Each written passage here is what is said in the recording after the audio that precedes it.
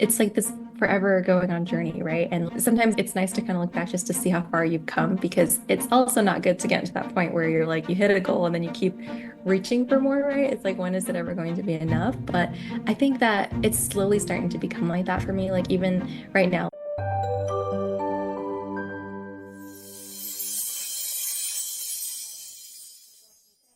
I am so honored and excited because I have Monique Sar back with us. I am so just honored to have her back, being able to talk about what she's been up to the last 2 years. I, of course, selfishly know a few things already, but I'm so excited for everybody else to hear what you've been up to the last 2 years. So, Monique, first, thank you so much for being here today. I so appreciate it. And I'd yeah. love for you to just kind of dive in. What have you been up to the last 2 years? Yeah, thank you so much. Always an honor and a privilege to be with you. And just, thanks for the opportunity. I'm really excited to be here as well.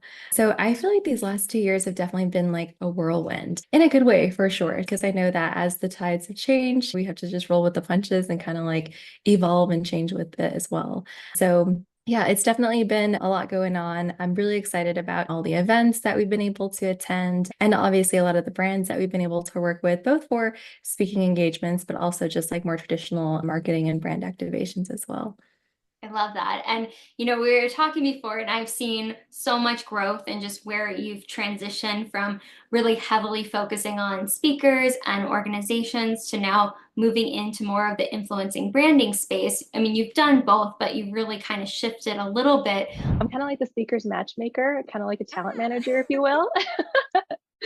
And so, kind of like a talent manager, so I work with either the corporation organization looking to bring in a speaker, and then I really work with them to figure out what is the theme, the messaging that they want to get across, what are their big goals for the year, because then I can help match them up to a speaker that will help them accomplish that. So, we've got some clients that are like on their path to 1 billion, right? And those are huge numbers, but we can definitely help create some synergies with some of the speakers that we do have from a performance standpoint, but also from a motivational and inspirational standpoint to motivate and inspire these large groups of people and teams. What has that shift been like? Because I know we talked about it 2 years ago where you were really focused on those speakers. How has that synergy really shifted for you?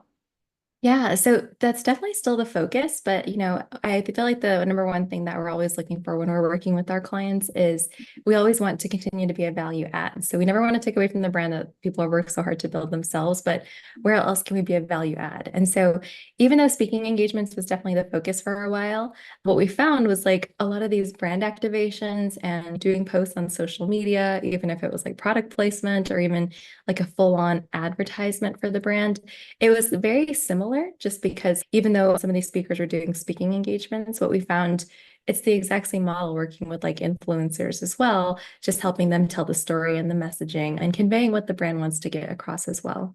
That's so true. And, because you've grown so much in the last 2 years, I'm curious, have you learned any lessons in these last 2 years of transitioning, of really working and just kind of taking what you've already built and applying that to different capacities and brands and influencers? Yeah, I think that's such a great question. I feel like the number one thing is when you're feeling stagnant, which I feel like I was for a while, is finding things that like reignited that passion and just like made it more fun all over again. And so I feel like you and I are very similar in this way. Like we have a knack for like building businesses. And so, don't want to get like too complacent or too bored with something. It's kind of like thinking about what the next thing is, but not losing focus. But like you said, like finding a way to build upon some of those things together. And it was a very natural fit. And so when I started working with influencers, I got invited to attend one of the events. And a friend of mine was like, it's pretty much the exact same thing that you're doing for some of these professional athletes and business executives, right? But, some of the events are a lot more fun. And honestly, like once I started going to some of the events, it kind of set off like wildfire at that point because it's just like hanging out, honestly. And then when I was helping some of these influencers and these creators out, it almost became like more of like a passion as well because I definitely knew they were undercharging. And I definitely knew that compared to like what brands would have to pay for a full-on marketing set where they have to hire out the location, a model, hair, makeup, videographers, editors, right? It's a full-on production. And these creators are doing it all themselves. And so I definitely also felt like it was part of my mission to also help them get paid what they're worth. So that definitely came up, as I started to have more conversations with some of these influencers and creators. And then I ended up trying to do the same thing that I was doing for the speakers, becoming that matchmaker, if you will. I love it. And I think that's so important with being able to like match people with the right brands, knowing your worth, because I think that's something people still struggle with. Even if you've already had that success and then you start moving to the next level, it's like asking for more. Have you seen that shift with your influencers, that maybe the ones you start with, that whether they have a huge following or not, but then like asking for their worth, getting that, and then they move to that next level? Like, what does that look like for the influencers you work with?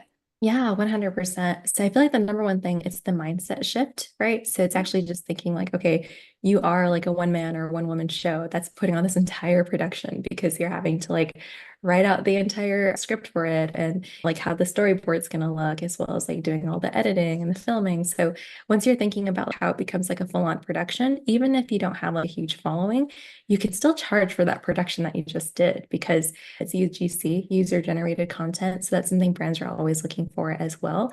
And sometimes these brands might pay like $500 to $1,000 just for that one video, just because they'll also be able to get the usage behind it. So it's been a lot of education in addition to like mindset too.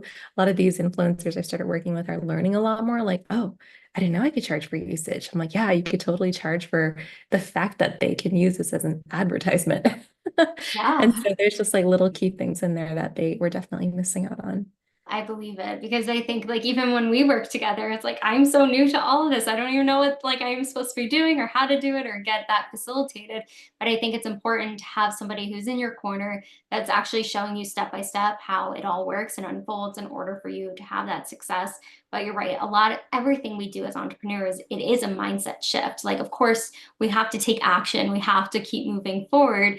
However, if our mind isn't right, how are we going to be able to apply all those action steps? Because then it's kind of like half-ass a little bit. Yeah, yeah, um, absolutely. People can tell. yeah, it's true. It's true. Mhm. And just even with how much you have grown, I'm just so curious, what are your future aspirations and goals for continuing to build and expand? Yeah, oh my gosh, it's such a loaded question. I know. Well, I know like even for, the two of us, we've had conversations about this all the time, but I know it's like this forever going on journey, right? And sometimes it's nice to kind of look back just to see how far you've come because it's also not good to get to that point where you're like you hit a goal and then you keep reaching for more, right? It's like when is it ever going to be enough? But I think that it's slowly starting to become like that for me. Like even right now, as far as expansion, I love marketing and I feel like I'm a marketer at heart. And so being able to still serve clients in the way where I can definitely help with the influencer side, but I can definitely help with like the marketing side and the brand side as well. So when I can create that and facilitate that matchmaking process, if you will, it makes it really gratifying for me because I'm very passionate about helping these businesses build their brands, build their companies. And so from an expansion part, it's definitely just being able to work with these founders and entrepreneurs. I feel like that's been like the big highlight because, we end up becoming friends throughout the entire process. And at the end of the day, we're all building something here, which is really exciting. So it's just really cool to see everyone leaving their mark. I know that even with the speakers that I'm working with as well, I know I can never, like you, like I can never do what you do and be like the one on stage, like I really admire what you do. But I feel very good about being like number two, like right behind you and just helping make those opportunities happen, but can never do what you do. I feel like you could. You're doing, yeah, you're speaking.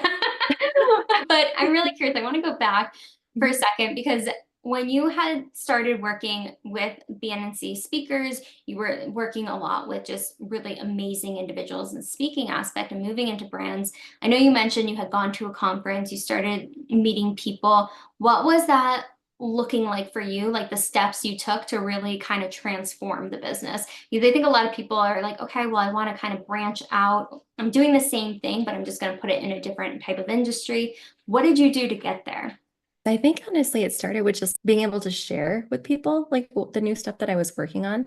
But it definitely took a while to get something really smooth and succinct, right? Because Yeah. at first I was like, what am I actually doing, And so it's like, how do you like tie it off nice with a bow? And so I feel like that's the first step is just getting really comfortable and just being able to share exactly what you do. And then the second thing was I started telling all of my center of influences, my COI contacts. So my centers of influence, they're the people in my community that I know just have like a vast network. We share in referrals together. And so that's where I tapped into them just to let them know, like, hey, here's some of the new stuff that I'm working on. And because we already had like a really great business relationship, just like offering each other referrals, it made it very easy for them to trust me and also very easy for them to hand off new referrals of just like, oh, this would be great for you guys to work together or for you at least to meet and have a conversation. Yeah, I think it's so important tapping into our networks because you never know what people can offer or help you with if you don't ask. And the answer is always no if you don't ask. Being able to just tap into that network, and they might not be able to, but they might know somebody who can. And I think it's so important that you said that, because I think that's the core of building a business, is relationship building and being able to connect. And you're an amazing matchmaker when it comes to all the things that you do. And I feel like I'm similar, like indirectly, I always love just connecting people because I think that's how we all grow and evolve. And with just the last 2 years, everything that you have endured and experienced, what is something that's a big takeaway that you can share with the audience today? So I think with the past couple of years, I would definitely say it's that don't give up. I know that it might be a cliche. However, actually living it and going through it over the last couple of years, there were some moments where I just like really had to just like check myself. I'm like, wow, is this really the right move? And I kept second guessing myself, but at the end of the day, like you said, you'll never know unless you try.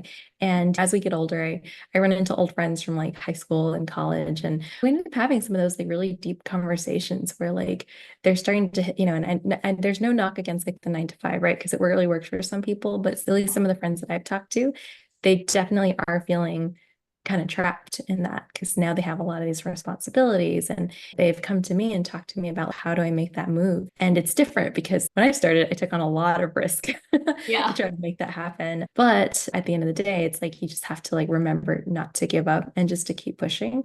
And it's not like you have to drop your 9 to 5 to make it work. Like you can still do both things until you actually feel ready. I feel like the internet definitely glamorizes entrepreneurship and really makes it out to be like this amazing thing, but it's actually like the hardest thing there.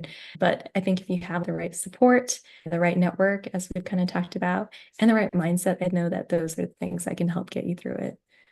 I love it. Well, Monique, I just love being able to have you back, enjoying this conversation. Where can people find you if they are in that aspect of wanting to have somebody help on the marketing side as well as influencing and bridging that together? Where can they find you? Yeah, absolutely. Well, thank you so much. My Instagram is the best place to find me. That's where I hang out the most. It's at moniquesar.boss, or LinkedIn. LinkedIn's another one as well. Perfect. Easy, simple. But make sure you reach out to Monique. Thank you, Monique, for coming on, just sharing what you've been up to. It's always fun to catch up and learn what you've been up to, even just the last month or so. But thank you again for coming on. Make sure to like, subscribe, comment below. What was the biggest takeaway from Monique today? I'm sure she would love to see that comment, and we'll see you on the next episode.